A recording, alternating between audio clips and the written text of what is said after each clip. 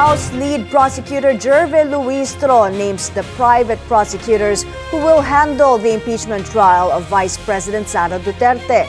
Nasa linya si Isaiah Mirafuentes para sa detalye. Isaiah, sino-sino sila? And ito na ba ang complete lineup of private prosecutors?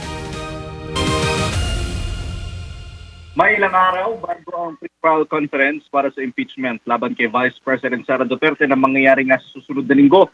Formal nang ipinangilala ngayong tanghali ang 10 sa magsisilbing private house prosecutors. Sila ay sina Attorney Lorna Capunan, Attorney Marfort Pua, Attorney James Brian Ibrahim Ali, Attorney Erwin Matib, Attorney Justin Ann Lamarca, Attorney Sonia Castillo, Attorney Diana Singian, Attorney Lino Capunan, kasama rin si Attorney Bettina Zamora at Attorney Amando Ligutan.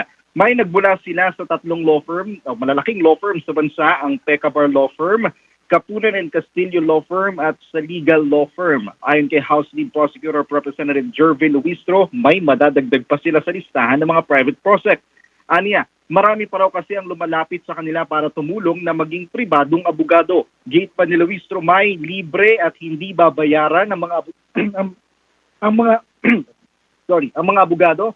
Samantalang inaasang sa Lunes ay ipapasa na ng House Prosecution ng pre-trial brief. Kasabay na rin ito ang pagsusumite ng entry of appearance ng mga private prosecutor. Mike. Isaiah, marami sa mga kababayan natin ang nagtatanong na bakit daw nakafocus pa rin sila sa impeachment in the wake of the strong earthquake sa Mindanao na marami sa ating mga kababayan ang nasalanta. Ano ang reaksyon ng mga prosecutors dito? Yes, may pinili natin sa dating the House Prosecutor, which is sila Representative Luistro at Representative Eldoc. Sabi nila kanina, sila humanitarian group ang pagtulong ng Representative para sa mga nasalanta. Pero sinasabi nila, it is a constitutional duty naman itong mga kongresista na tugunan ang impeachment trial laban kay Vice President. Sabi nila, ito ng... Okay, Isaiah, maganda na sana yung...